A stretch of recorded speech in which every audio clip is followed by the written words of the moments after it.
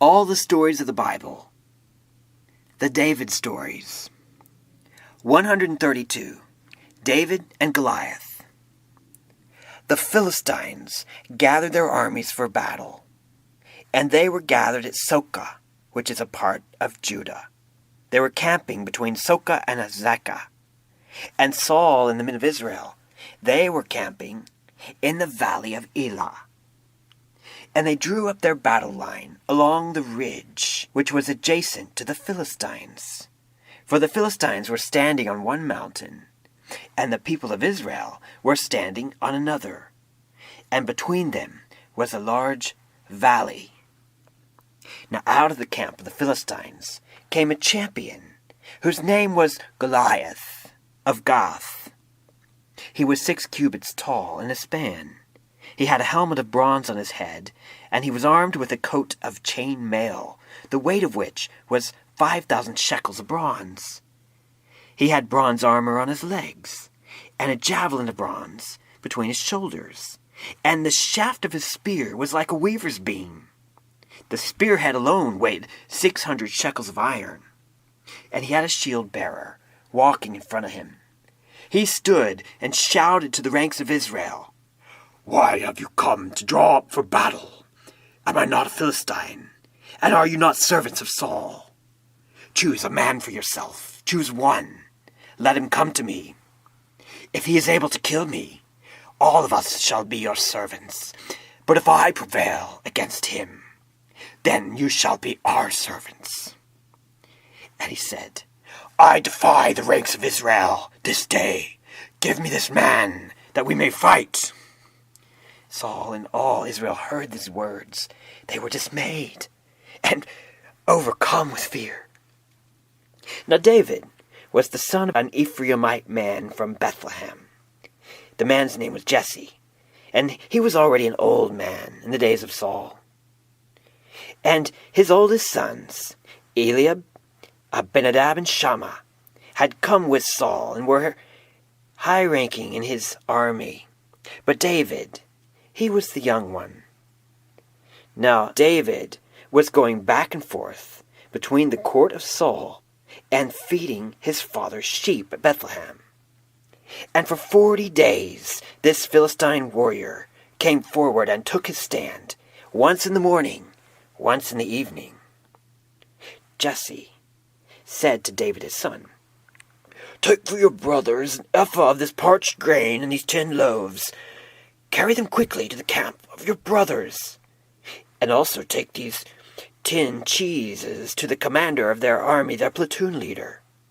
Find out for me if your brothers are well, and perhaps bring some small token from them, that I might be at peace." Now Saul and all these men were in the valley of Elah, fighting with the Philistines. David rose early in the morning. He left the sheep with a keeper, and he took all these provisions, and he set out to look for the army of Israel that was at war. And he came to the camp. He came as the host was all preparing their battle line and shouting their war cry. Now Israel and the Philistines were all lining up just as he came. And David left these things in charge of somebody who kept the baggage, and he quickly ran out to the ranks to find and greet his brothers. And he found them. So David was in the middle of talking to his brothers, and behold, the champion, the Philistine of Gath, Goliath, came out of the ranks as usual. And he spoke the same words as he had always spoken. And David heard the words that he spoke. Now all the men of Israel, when they saw this man, they would rise up and flee. And they were so afraid as they watched him. You could see it. They were quivering. And the men of Israel said, "Have you seen this man who keeps coming out? Surely he has come to defy Israel. And the king, he will reward greatly the man who kills him. With great riches he will give even his daughter. And he will also make his father's house free of taxes." David said to the men who were there, what shall be done for the man who kills this Philistine and takes away this burden from Israel? For who is this uncircumcised Philistine that he should stand against the armies of a living God?" The people answered like this: "That's what shall happen to the man. He is right, that man. These things shall be given." Now Eliab, David's oldest brother, was listening to this, and Eliab was frustrated. He walked up to David and he said, "David, why have you come down? And with whom have you left those few sheep in the wilderness? Don't you have work to do? I know your presumption. I know how prideful you are, the evil in your heart. You have just come down to watch this battle." But David said, "What have I done now? I was just asking a question, right?" And he turned away toward another one, and he was asking the same things. And the people, of course, they all confirmed it was true. So when David realized that this was real, he came and looked for someone who could help him find Saul. David said, "Don't let these people's hearts fail. Your servant shall go and fight this Philistine." Saul said to David, You? You are not able to go against this Philistine to fight with him.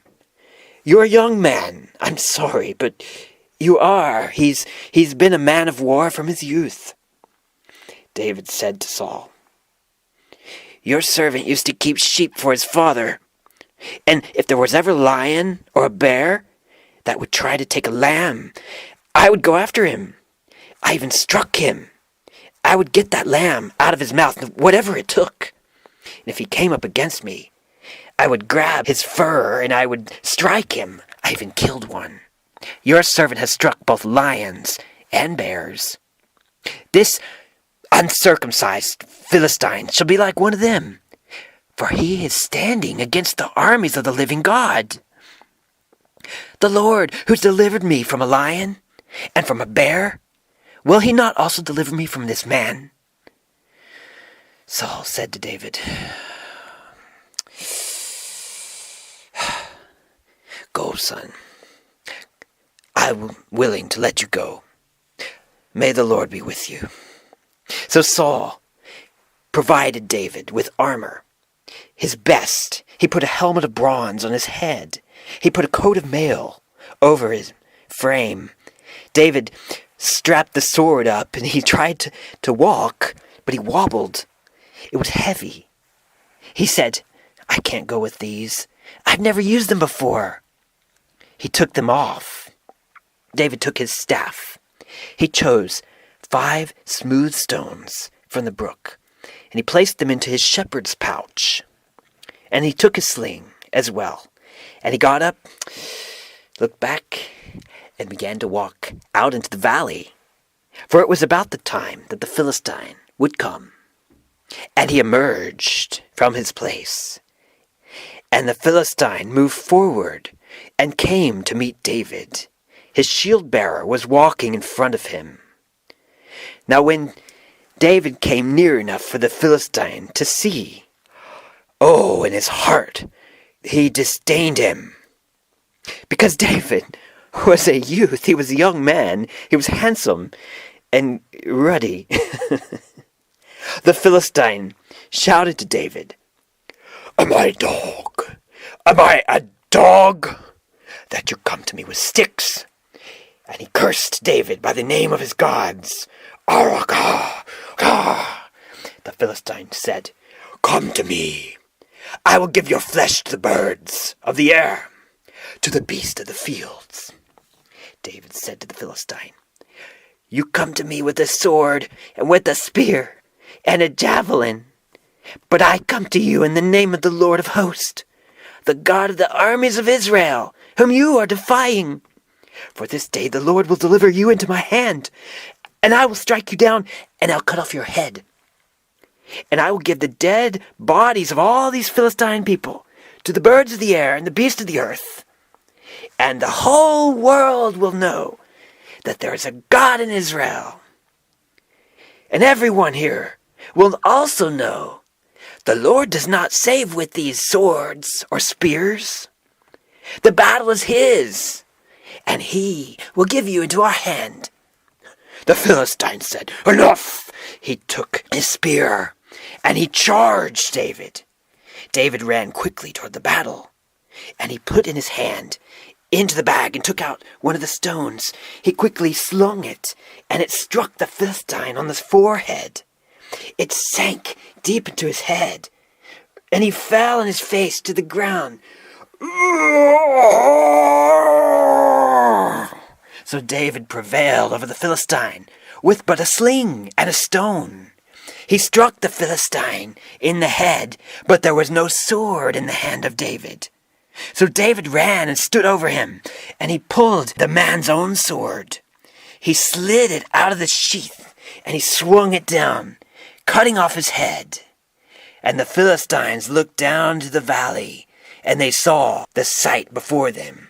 Their champion was dead.